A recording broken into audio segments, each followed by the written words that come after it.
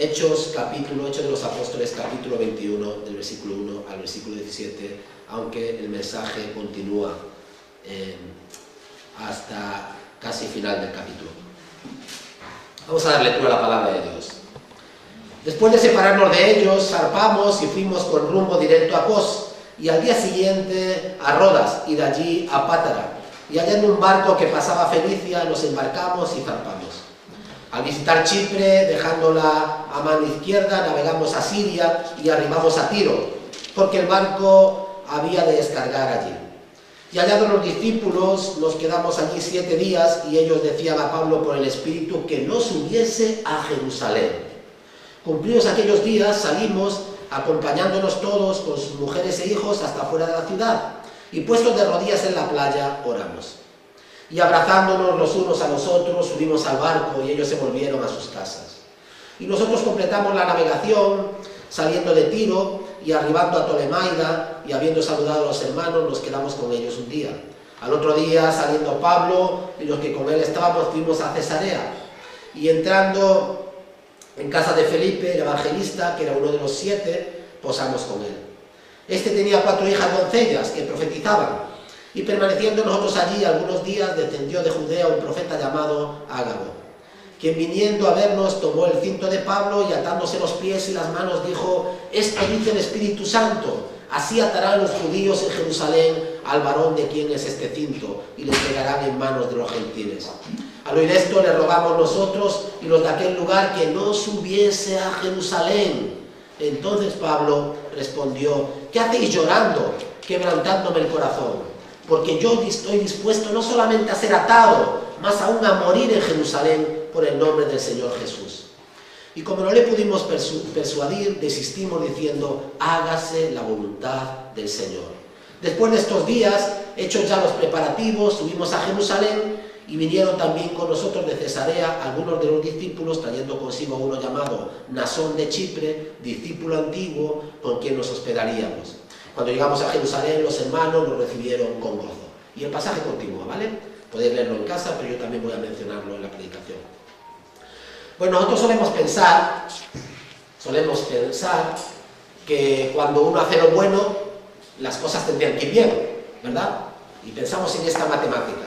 Si haces lo bueno, todo te irá bien. Bueno, a veces sí, a veces no, ¿vale?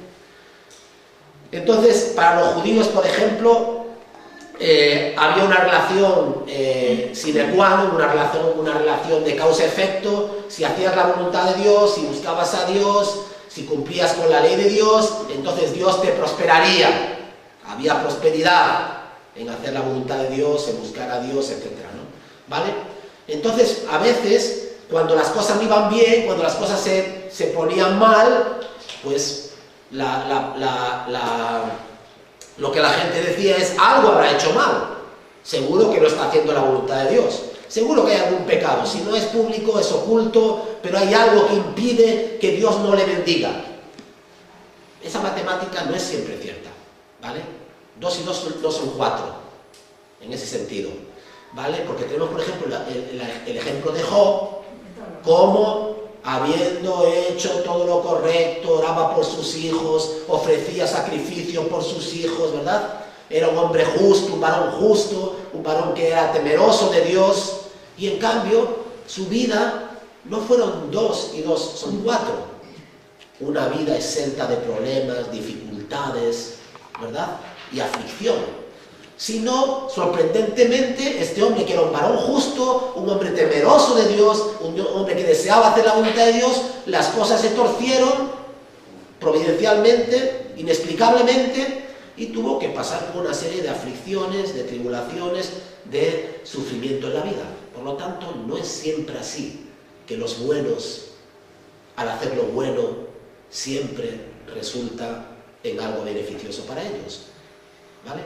Claro que sí, en un sentido, el que hace lo bueno y el que hace la voluntad de Dios, aunque aquí reciba lo contrario, y aunque aquí tenga que experimentar persecución y sufrimiento, sabemos que eso a su cuenta le es cargado en positivo.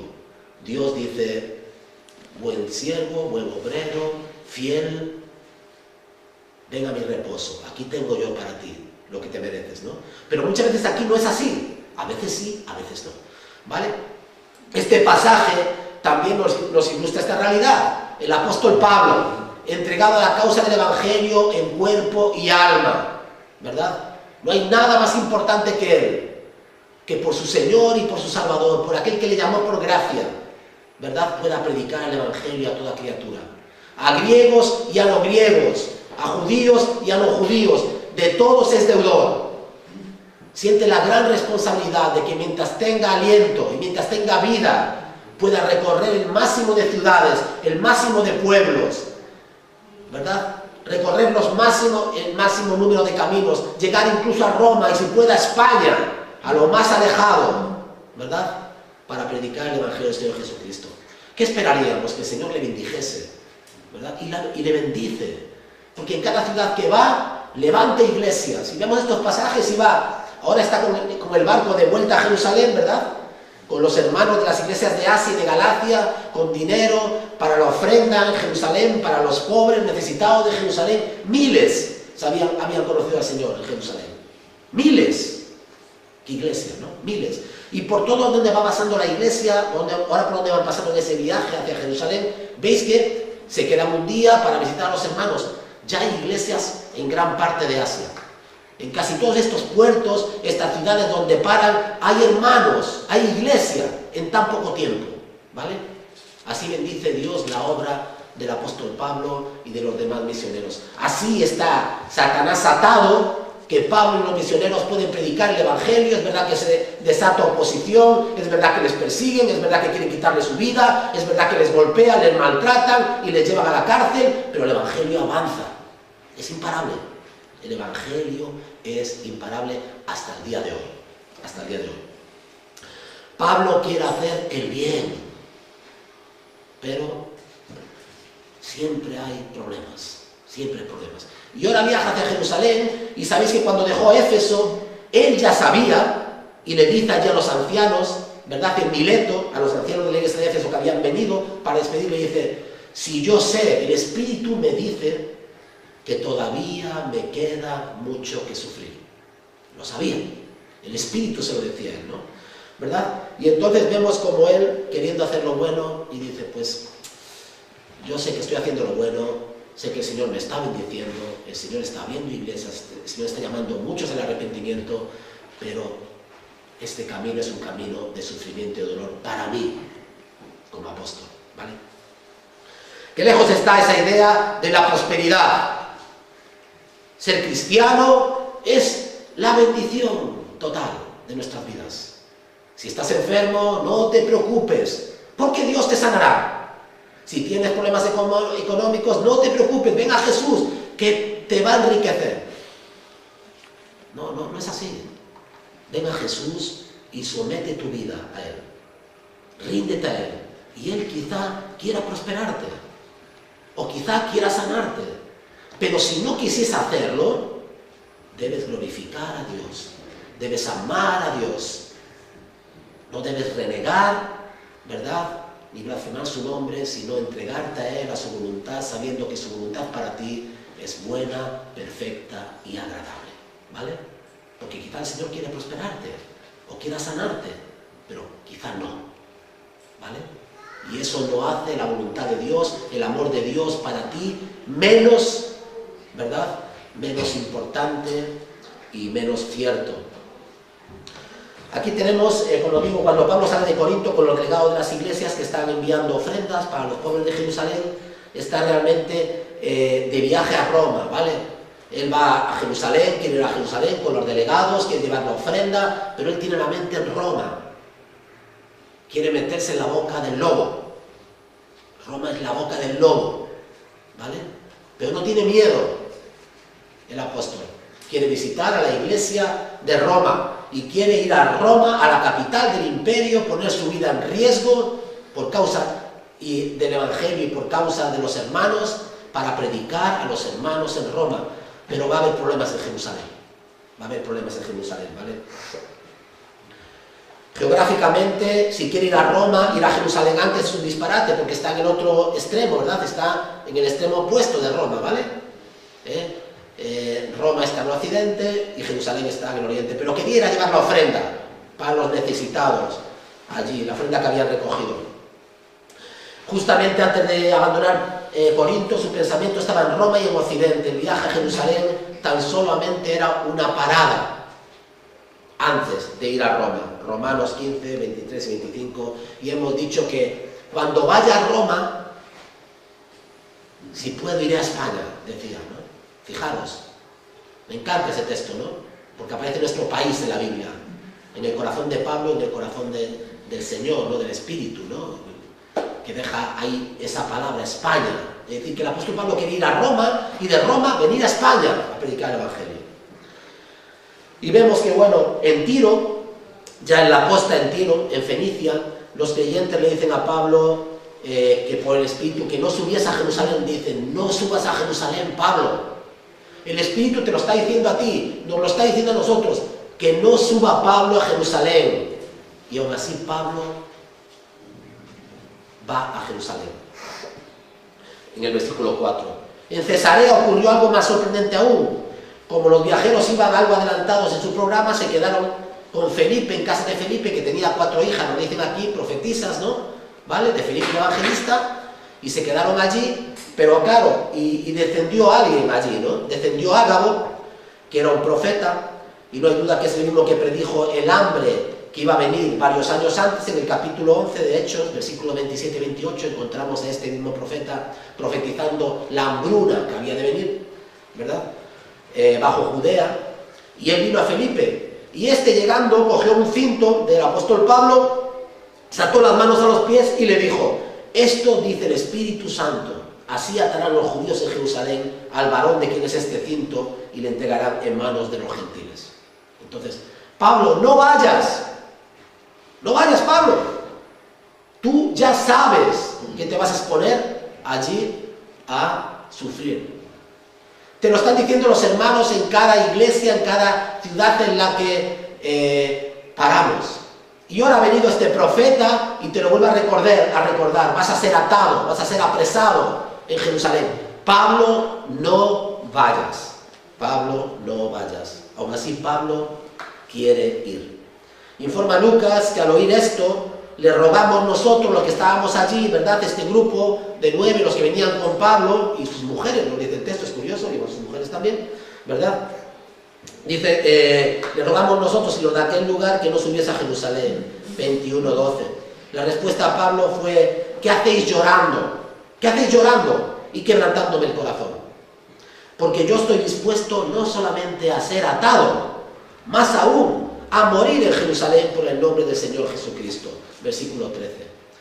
Pablo, eres un fanático. Esto es fanatismo, ¿verdad? Alguien te dice que no vayas, Dios te dice no vayas y tú quieres ir. Pablo, ¿qué te pasa? Bueno, que Pablo entiende perfectamente la voluntad del Señor para su vida. No pensemos que él no lo entiende. ¿Sabéis lo que pasa? Que Pablo sirve a alguien que dejó la gloria y se hizo hombre, que era Dios y se humanó. ¿Para qué? ¿Para qué? Para ir a Jerusalén también. ¿Para ir a Jerusalén a qué? ¿A que le coronasen? No, a alguien que sus discípulos y los que le amaban le decían, no vayas a Jerusalén, Señor, ¿cómo vas a morir? Pero es que era la voluntad de Dios para el Señor Jesucristo, la voluntad del Padre, que Él había asumido voluntariamente, que era necesario que el Hijo del Hombre fuese entregado y fuese crucificado y sepultado y resucitase al tercer día, para que tú y yo, para que miles y millones a lo largo de la historia hayan conocido el amor, la gracia y la misericordia del Señor. Era necesario. Y en la vida de Pablo también era necesario.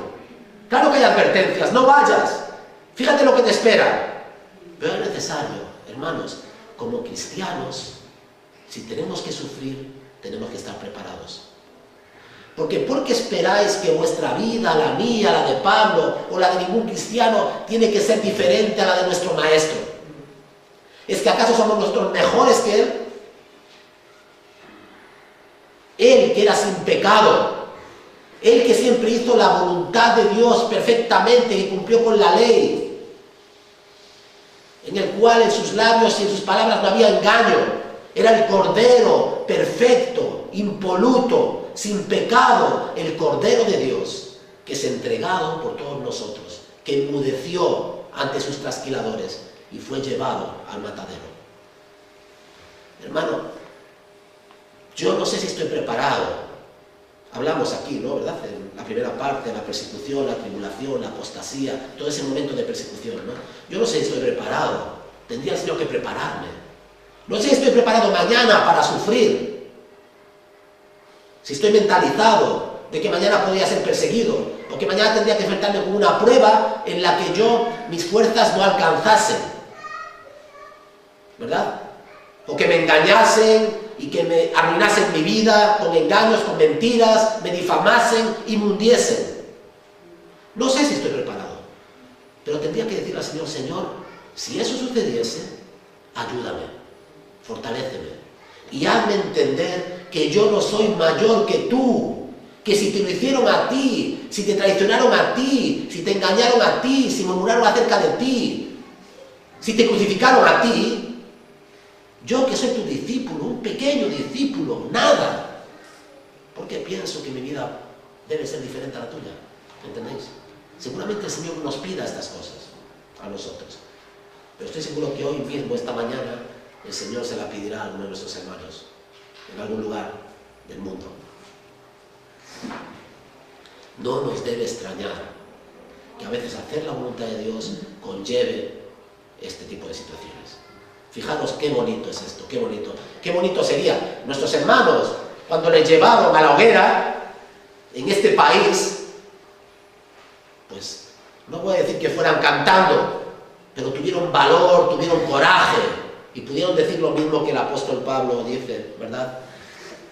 Dice: no estoy dispuesto solamente a ser para ser atado, más aún a morir en Jerusalén por el nombre del Señor Jesucristo. ¿Sabéis por qué puede hacer esto el apóstol Pablo? Y porque algún día quizá deberíamos poder hacerlo nosotros también. Porque es consciente del valor que tiene lo que Cristo ha hecho por él. Es consciente del amor que Cristo Jesús tiene por él. Es consciente de las promesas que Jesús le ha dado y que cumplirá. Es consciente de todo lo que él es en Cristo Jesús. Muchas veces no podemos luchar y no luchamos por las cosas con suficiente valentía, coraje, decisión, porque no consideramos que las cosas valgan tanto, ¿verdad? Y solemos luchar por las cosas que tienen valor. Las personas luchan por las cosas que tienen valor. Están dispuestos a dejar a un lado otras cosas por algo que realmente tenga valor. Algunos lo hacen por ideologías, por una ideología política, o por yo qué sé, por cosas materiales, ¿no? Son capaces de luchar por eso, ¿no? ¿Verdad? Y extenuarse, cansarse, agotarse, quemarse en el camino de conseguir eso, ¿no? Pero el cristiano lucha por la causa del Evangelio. No hay nada tan valioso como el Señor Jesucristo. Es lo que mueve a Pablo. Es lo que mueve a Pablo. Es lo que mueve su vida, ¿verdad? Y también debería mover. Hemos leído un versículo antes, ¿no? Ya no vivo yo, sino que vive Cristo en mí. Ya no vivo yo, y ya no vivo para mí mismo, sino vivo para Cristo, que murió y se entregó por mí. Es decir, mi vida gira alrededor de él. Como dice, cuando vieron que no podían persuadir a Pablo, desistieron en su intento y dijeron: hágase la voluntad del Señor. Hágase la voluntad del Señor. Y esto es algo muy importante. Dios tiene control de nuestra vida. Nuestras vidas no son iguales. Dios no nos pide a cada uno de nosotros lo mismo. Y debemos decir: Señor, esto es lo que quiero, estos son mis esperanzas, son mis ilusiones, son mis proyectos, pero hágase tu voluntad en mi vida. ¿Por qué? De nuevo, porque la voluntad de Dios, a pesar de que no la entendamos, a pesar de lo que nos parezca difícil, es buena, perfecta y agradable para el creyente. Siempre lo que más nos conviene, hermanos. Siempre lo que más nos conviene, sin duda alguna, ¿verdad? Y siempre lo más útil. Pablo se quema y gasta su vida y la entrega, pero esa entrega, esa semilla que muere, ¿qué cosecha da? ¿Qué cosecha da? ¿Qué fruto da? Maravilloso, ¿verdad? Un simple hombre que se entrega y muere y se desgasta. ¿Y cuántos creen? Por su testimonio, por su aplicación, muchísimos. ¿Qué creéis? Eso es un gran galardón. Eso es un regalo maravilloso. Es una cosecha hermosa, que por la vida de uno crean tantos, ¿verdad? Y se salven tantos. Y Pablo lo tenía claro, ¿verdad? Tenemos que tener cuenta de que Pablo era profeta, sabía a lo que se iba a enfrentar. Él también había buscado la dirección del Espíritu Santo y parecía que sabía lo que le esperaba en Jerusalén, que eran prisiones y no la muerte, ¿vale? Yo creo que Pablo sabía que no iba a morir en Jerusalén, pero que iba a experimentar la persecución. Es fruto de una teología falsa y errónea, como estoy diciendo, pensar que el éxito es el resultado de hacer la voluntad de Dios. No siempre es así. Es fruto de una teología errónea pensar que 2 y 2 son 4. Hago la voluntad de Dios y Dios me va siempre a prosperar. Cuidado, no es así. Estamos viendo ejemplos bíblicos de esto, ¿vale? Puede ser, pero puede ser que no. Y que por el contrario, la oposición, los problemas, el fracaso, indiquen que hemos fallado estrepitosamente. Hermanos, ¿cuántos misioneros han gastado su vida y la de sus familias, y han muerto sin ver un alma convertida? En China, por ejemplo. El primer grupo de misioneros que fueron a China fue dificilísimo. Murieron sin ver fruto de su labor, toda su vida allí. Y los que vinieron después vieron el fruto de los que ya habían partido. ¿Entendéis? Muchas veces sembramos y muchas veces lo que hacemos, no vemos el fruto, no hay éxito y otros lo recogen después. Y para el Señor todo lo que hemos hecho es valioso, aunque para nosotros veamos que no tiene éxito. Es importante esto, es importante saber que lo que hacemos tiene valor, aunque no tenga éxito ahora inmediato para el Señor. Nuestras vidas son valiosas, lo que hacemos para el Señor es valioso también. Los cristianos de Tiro en Fenicia aconsejaron a Pablo que no fuera a Jerusalén. Pero ¿acaso le dijeron a él, Pablo, es la voluntad de Dios que no vaya? ¿No? Nadie se atrevió a decirle es la voluntad de Dios, ni hágalo. Le dijo, esto es lo que me ha dado el Espíritu, pero es la voluntad de Dios que no vaya, ¿verdad? Claro que no. Ágabo dijo que era una profecía, una revelación de Dios, pero le dijo a Ágabo que no fuera a Jerusalén, ¿no? Simplemente Ágabo dijo, al que le pertenece este cinto será atado en Jerusalén también, ¿verdad? Pero no le dijo que no fuese, que no era la voluntad de Dios. Esto había estado ocurriendo, Pablo lo sabía, en Mileto, por ejemplo, ¿verdad? Yo os lo comenté. Pablo aparentemente jamás sintió que la voluntad de Dios entorpecía su camino hacia Jerusalén, a pesar de todas las advertencias que le dieron y los mensajes que le dieron. Pablo siempre creyó que la voluntad de Dios era ir a Jerusalén. Bueno, una aplicación práctica de esto. A veces la gente te dice, mira, creo que Dios me ha dicho sobre ti esto o esto. Hermanos, de nuevo, Dios me puede hablar por un hermano, sin duda alguna, te puede hablar. Yo creo que lo que más hay que confiar es que Dios te habla a través de la predicación, ¿vale? Sin quererlo el predicador, el Espíritu Santo aplique la palabra en tu corazón y el Señor te habla a ti personalmente, ¿no?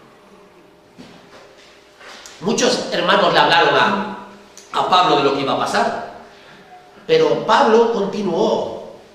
¿Por qué continuó Pablo y no hizo caso de las advertencias? Porque, hermanos, si Dios quiere decirle algo a Pablo, se lo va a decir. ¿Entendéis? Está bien todo lo que le dijeron los hermanos, pero Pablo no busca al Señor. Pablo no está buscando su voluntad. Pablo no busca la guía del Espíritu Santo. Yo os lo digo igual. A mí, hermano, me pueden decir, hermano, yo creo esto, creo que Dios para ti esto. Pero Dios no tendrá que decírmelo a mí. No busco yo al Señor en oración en mi casa. No estoy buscando yo haciendo la voluntad de Dios. Dios tendrá que decírmelo a mí, ¿verdad? No hay intermediarios entre tú y Dios. No permitas que otros hombres te digan lo que va a suceder en tu vida. Dios tendrá que hablar a ti. Dios tendrá que abrir y cerrar puertas y tratar contigo personalmente.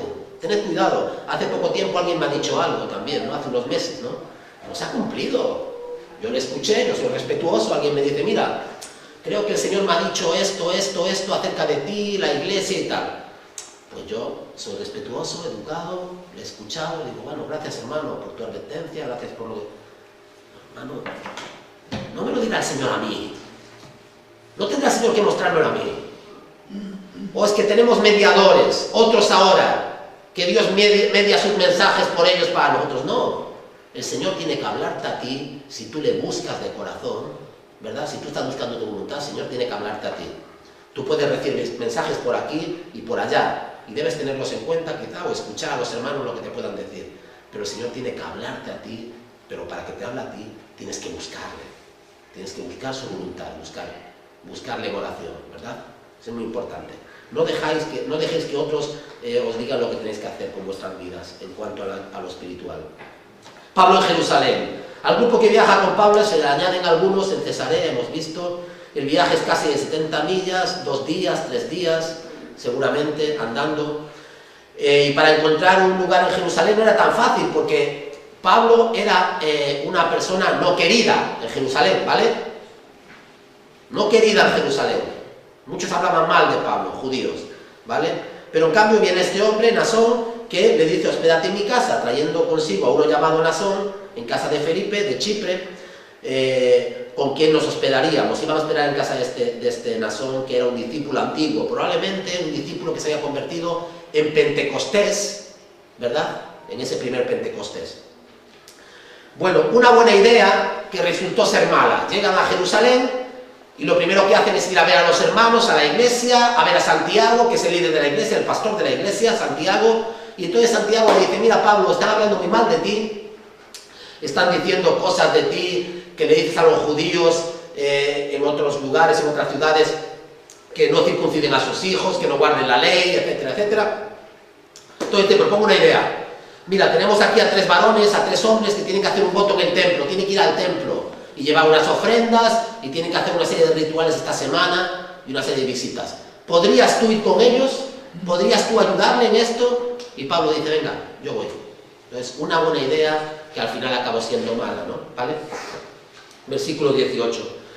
Y Pablo les dice lo que había sucedido a los ancianos, cómo está creciendo la iglesia, se alegran con él, versículo 20, glorifican a Dios, pero le dice, mira, nos alegra lo que estás haciendo, nos alegra como el Señor te está diciendo, pero aquí tenemos un problema gordo en Jerusalén. Versículo 20 y 21. Y le dice Santiago, ya ves hermano, cuántos millares de judíos hay que han creído, millares de judíos que han creído, miles en Jerusalén. Y todos son celosos de la ley, pero se les ha informado en cuanto a ti que enseñas que todos los judíos que están entre los gentiles a apostatar de Moisés, a dejar la ley de Moisés, a apostatar de Moisés, ¿verdad? Diciéndoles que no circunciden a sus hijos ni observen sus costumbres. Entonces ya hemos visto cómo había 2 prácticas en la iglesia. A los judíos se les permitía seguir conservando sus costumbres, pero eran cristianos, ¿verdad? Aceptaban a Jesús como el Mesías, y a los gentiles no se les obligaba a practicar ninguna de las tradiciones de los judíos, porque ya eran gentiles, ¿vale? Entonces ese había sido el acuerdo. Pero los judíos eran duros, rígidos en cuanto a que Pablo les dijese que, oye, ahí está Moisés, ahí está la ley, ahí está la circuncisión, nuestras tradiciones, no le digas a los nuevos convertidos judíos que dejen de hacer esto, ¿vale? Entonces ahí hay un problema, ¿eh? Pablo no es bienvenido en Jerusalén, no es bienvenido en Jerusalén. Claro, esto no era cierto, desde luego, y Pablo había circuncidado incluso a Timoteo, por esto, para que Timoteo no tuviese problema con los judíos y pudiese predicar a los gentiles y predicar a los judíos, ¿vale? Y estamos aquí en un periodo de transición, ¿vale? Un periodo de transición de la iglesia.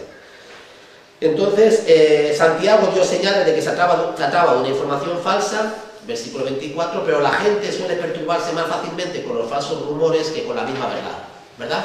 Los falsos rumores, la mentira corre como la pólvora. Parece que a la gente le gusta escuchar malas noticias. Y esto de Pablo había corrido como la pólvora. Era mentira, pero había corrido como la pólvora. La presencia de Pablo en la ciudad correría como un sarpullido, y Santiago, según sabemos, era tenido en alta estima por los judíos. Pablo y su grupo tendrían que afrontar la hostilidad no solamente de los judíos no convertidos, sino de los judíos convertidos de la iglesia, que habían recibido estas estas falsas noticias acerca de Pablo, ¿vale? Así que Santiago sugirió que Pablo actuase de patrocinador de estos 4 hombres, ¿no? ¿Vale? Y dice, les llevó al templo, hicieron los sacrificios, etcétera, etcétera, ¿no? Esa semana anduvo por ahí con esos 4 hombres por la ciudad, les llevó al templo y tal. Entonces, al 7º día de la semana, cuando Pablo está esto es una idea de Santiago para que digan, mira, Pablo no es así. Pablo va al templo también, lleva a estos hombres a hacer sacrificio y está guardando las cosas de la ley. Es decir, Pablo no está en contra de esto, ¿vale? Esta es la forma de intentar de Santiago de que bajase la presión contra Pablo.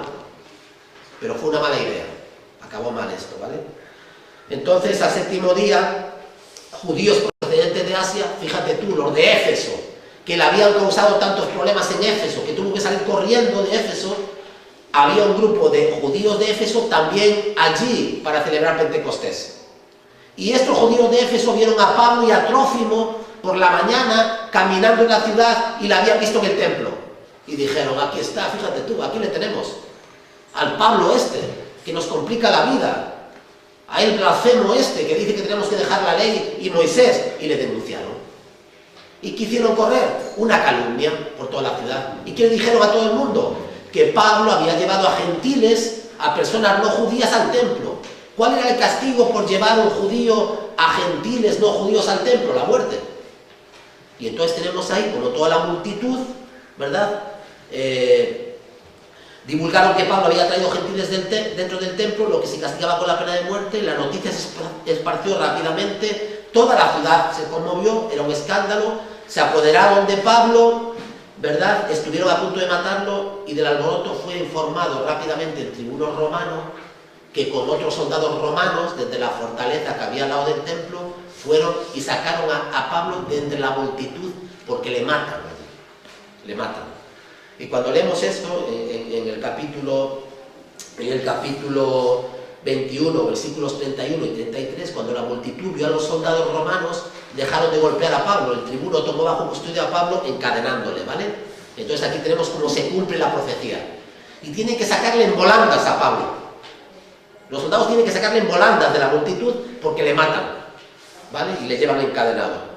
Llevaron a Pablo a la fortaleza, pero la multitud estaba tan enardecida que Pablo tuvo que ser llevado en volandas, como os dije, en volandas, como sugiere un estudioso. Y la multitud seguía gritando, ¡muera, que muera, matadlo! Así que la profecía de Ágabo y la de otros se cumplió. Pablo fue atado con 2 cadenas por las manos y los pies, y el plan sugerido por Santiago para que disminuyese la persecución contra Pablo fracasó, ¿vale? Y nos encontramos a Pablo ahora atado, encadenado, en prisión, ¿vale? ¿Por qué? Por falsas acusaciones.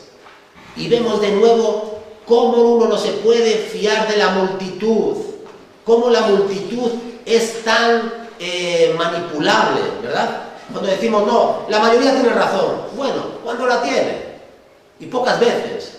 No hay nada tan fácil para los que saben manipular la información que manipular una multitud. ¿Recordáis en Éfeso que la gente se preguntaba allí, oye, ¿qué hacemos aquí? No, estamos detrás de este, ¿qué hacemos aquí? Bueno, pues venimos. ¿Dónde va Vicente? ¿Dónde va la gente? Así es la multitud. Aquí de nuevo la multitud, como una jauría desbocada, van tras Pablo, haciendo caso a ¿qué? A una noticia falsa, a un bulo, a una fake news, ¿no? Como le llaman ahora, ¿verdad? Y ahí va todo el mundo, detrás de la fake news esta, ¿no? Del que Pablo había llevado. Pues estoy acabando. ¿Se había equivocado Pablo? ¿Sabía que equivocado Pablo en ir a Jerusalén? No, no se había equivocado Pablo. Según algunos, Pablo no sacaba ningún provecho en actuar como Santiago lo había sugerido. No se había equivocado Pablo no solamente yendo a Jerusalén, sino haciendo lo que Santiago le propuso, yendo al templo, a ofrecer sacrificio, cuando él ya no quería en eso, ¿verdad? Iba en contra de sus principios, hablábamos antes de principios. Lo que hace Pablo aquí va en contra de sus principios, en principio, en contra de sus principios, ¿verdad? Ir al templo, ofrecer sacrificio, ya no quería eso ya había pasado, pero en cambio lo hace. Y parece que estaba intentando, algunos le pueden acusar incluso de ser hipócrita, porque resulta que está haciendo Pablo algo en lo cual él no cree, él mismo, ¿vale? Vamos a hablar de esto. ¿Es Pablo un hipócrita? ¿No sabe Pablo lo que está haciendo? ¿Qué le pasa a Pablo, ¿no? En este texto, ¿no? Está intentando parecer ante los judíos como algo que tanto él como los judíos sabían que él no era. Bueno, sí. Pero primeramente debemos recordar una cosa. Pablo no es infalible. Pablo no es infalible. No es como el Papa, que cuando habla es cátedra nunca falla. No, Pablo no es infalible, ¿vale? El Papa tampoco. Pero Pablo no es infalible. Pablo es un hombre como tú y como yo. ¿Pudo haberse equivocado? Pudo haberse equivocado. ¿En ir a Jerusalén? Ciertamente no. Esa era la voluntad de Dios, tenía que ir allí, aun por muchas voces que escuchó, ¿verdad? Si alguien tiene que decirte algo sobre tu vida, va a ser la palabra de Dios, claramente, si está la palabra de Dios, y si no, Dios a ti. No necesitamos mediadores, intermediarios de la voluntad de Dios para nuestras vidas, ¿vale? Hay muchas ideas que abusan de esto, ¿vale? El Señor me ha dicho para ti, bueno, el Señor ya me lo dirá a mí, ¿vale? Si quiere, el Señor ya me lo dirá a mí, no a ti para mí, ¿vale? Yo no me atrevo a decirle esto a nadie de la congregación. Mario, el Señor me ha dicho para ti, no. Yo predico el Evangelio, yo le digo que el Señor hable a Mari, que el Señor hable a Marita, que hable a Yolanda o a Gladys, el Señor, por su palabra, que Él aplique su palabra, ¿verdad? Yo no me atrevo a esas cosas, ¿vale? Otros sí. Bueno, Pablo no era infalible. Solamente, ¿qué es infalible?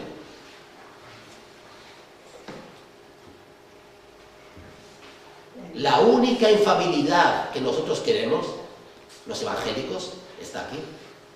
La palabra de Dios es la palabra infalible de Dios, ¿vale?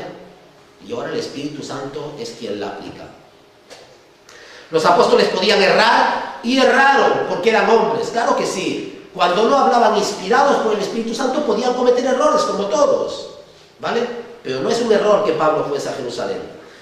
Pedro quizá fue el primero de los apóstoles en errar, ¿no? ¿Verdad? ¿Ah que sí? Porque era humano y porque dijo, oh, no pasa nada, aunque todos te dejasen, aquí estoy yo hasta la muerte, Señor. Y aquella misma noche tuvo que negarle y tuvo que llorar amargamente, ¿no? ¿Vale? Y ahora Pablo quizá cometió un error al seguir el consejo de Santiago. Puede ser, puede ser. Pero Pablo está siendo coherente, no nos olvidemos. Pablo tenía un principio muy importante por el cual vivía. Era un hombre de principios, era un hombre de creencia, una creencia tan fuerte y arraigada en el Señor que él estaba dispuesto a entregar su vida por amor al Señor. Esa era una creencia, eso estaba ahí grabado a fuego en su corazón. Fíjate lo que el Señor hizo por mí. Fíjate, Señor, cómo me amó. Por el Señor, yo lo que haga falta. Eso lo tenía grabado, ¿verdad? Pero había otro principio por el que se manejaba. ¿Cuál era ese principio? Dice, de hacerse a todos los hombres como ellos. A los griegos me hago como un griego. A los judíos como un judío. Al que está bajo la ley como si yo estuviese bajo la ley. Al gentil como al gentil. Para ver si de esta forma alcanzo a alguno. No es hipocresía, hermano. Es ponerse en la piel de los demás. En la situación de los demás, integrarse con los demás, no para pasar desapercibido, no para soy como tú y que bien, no, para alcanzar a otros para Cristo. Todo lo que está haciendo aquí Pablo no es hipócrita, está haciéndose como un judío, y él es judío, para alcanzar a los judíos. Y cuando estaba con los gentiles, quería ser uno más entre los gentiles, ¿para qué? Para alcanzar a los gentiles. Pablo no es un hipócrita, ¿verdad? Para ganar algún alma. Para los judíos era observante de la ley, aun cuando él no estaba bajo el yugo de la ley, y él hizo esto por causa del Evangelio. Sinceramente creo que Pablo estaba poniendo este principio en práctica cuando aceptó la sugerencia de Santiago. No es yo me hago como tú para no tener problemas, ¿vale? Para que me veas igual que tú y entonces lo discutamos, no. Yo me hago como tú para ganarte para el Evangelio. Para ganarte para el Evangelio. Cuando estamos con gente, queremos ser como ellos. No es hipocresía. Yo no quiero ir por el mundo siendo el bicho raro, el diferente. No, yo quiero ser uno como los demás. Y quiero que la gente me vea como ellos. ¿Verdad? No estoy refiriendo, ¿Me entendéis? ¿Vale?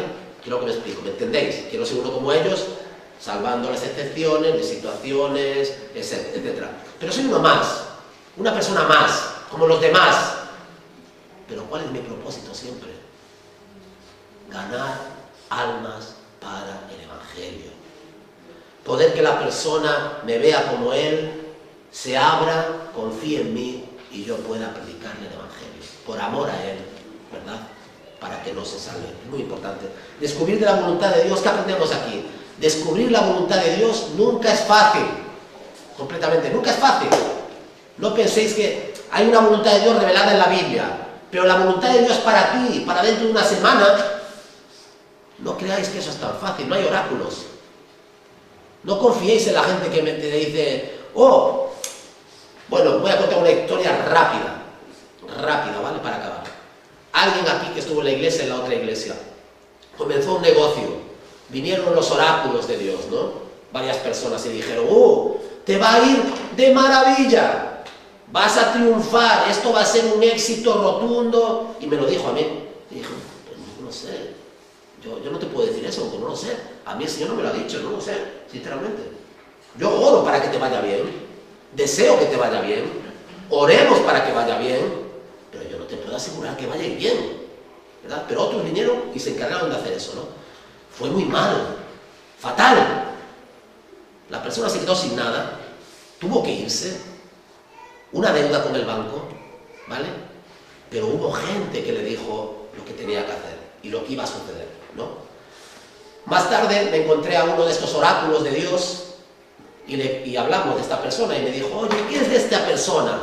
Y le dije, no, esta persona pues está en otro país, tiene una deuda con el banco, ha perdido todo. Y digo, hombre, fíjate. Y le dije, sí, pero tú y otros orasteis. Y le dices una profecía. Y le profetizasteis que eso iba a ser maravilloso, iba a ser una bendición para él. Y no solamente para él, para muchos. Y me dijo, claro, es que nosotros no sabíamos que tenía deudas. Digo, hombre, el espíritu no sabe que tiene deudas, el espíritu no sabe cuál es su situación, ¿no? ¿Cómo te atreves a decirle eso a alguien? Cuidado, hermanos, cuidado. La voluntad de Dios para lo que va a suceder en tu vida, en una semana, en 2 semanas, no es tan fácil. No hay oráculos, no confíes, busca a Dios, ora, busca al Señor, confía en Él, eso sí. Bueno, no sé si conocéis la historia de Gulliver, ¿no? Los viajes de Gulliver, ¿no? No sé si conocéis, ¿no? De Gulliver y tal, que, bueno, viaja en el tiempo a un lugar donde están los liliputienses, que son unos hombres pequeñitos, y él es un hombre con la estatura, es un gigante, ¿no? Y entonces, en Lilliput, ¿no? Bueno, si un liliputiense, un hombre pequeñito, lo metiésemos en una maquinaria de un gran reloj, de una catedral, ¿vale? Allí, para que descubriese simplemente cómo funciona ese gran reloj, ¿qué nos diría ese hombre, ese liliputiense? Miraría así de, ¿qué es esto, no? ¿Verdad? Bueno, no es un buen ejemplo, pero es como para nosotros adivinar la voluntad de Dios, para nuestras vidas, para el mundo. ¿Qué es lo que está sucediendo? ¿Por qué sucede lo que sucede? La pandemia. Pues ese liliputiense, mirando allí, enanito, mirando todo el reloj, la maquinaria, y dice, yo qué sé qué es esto. ¿Entendéis? La voluntad de Dios está la revelada para nosotros en la Biblia y está la que no ha sido revelada. Los planes y propósitos de Dios. Mucho de nuestra vida no está revelado hasta que llegamos ahí, ¿entendéis? Y no podemos entenderlo. Entonces lo que tenemos que hacer es confiar en el Señor. Principio, el de Pablo, dispuestos para todo, siguiendo al Señor con alegría y con gozo, intentando alcanzar a otros para el Señor. Y ahora, ¿cuál es la voluntad de Dios para nosotros en 15 días, en 20 días, en 1 año, en 2 años? Que se haga la voluntad de Dios. No la sabemos. Intentar entrar ahí es siempre peligroso, ¿no? ¿Verdad? Es mejor vivir cada día, basta cada día su propio afán. Y entonces cada día hacer lo que Dios nos pone a mano hacer, vivir para Él, confiar en Él, esperar lo mejor de Él, que el Señor nos bendiga y nos prospere si es su voluntad. Y si no fuese así, que el Señor nos ayude y nos fortalezca. Estamos en sus manos, no os olvidéis. Todo, los planes de Dios para ti son buenos, aunque a veces a nosotros no nos pueda parecerlo. ¿Qué ejemplo el de Pablo, no? está dispuesto a ir ahí, sabe lo que va a haber ahí, no da marcha atrás, no renuncia. ¿Por qué? Por amor a aquel que le salvó. Hermano, un día más siendo cristiano, a partir mañana y pasado, igual experimentando la oposición o igual no, porque somos creyentes, por amor de Jesús que nos llamó, murió por nosotros. ¿Qué tenemos que hacer mientras el Señor nos tenga aquí? Intentar, hermanos, salvar a alguno, ¿verdad? Intentar y predicar el Evangelio. Pase lo que pase, Dios tiene un buen propósito para nosotros y para nuestra vida. Que el Señor nos aprenda, nos ayude, ¿no?, a conocer su voluntad, pero cuidado con los intermediarios, con los oráculos. Pueden complicarnos la vida y pueden hacernos mucho daño. Confiar en lo que Dios le dice a otro, ¿verdad? Mejor que Dios te habla a ti, que Dios me habla a mí a través de su palabra, por medio de la oración. Que el Señor bendiga su palabra. Amén.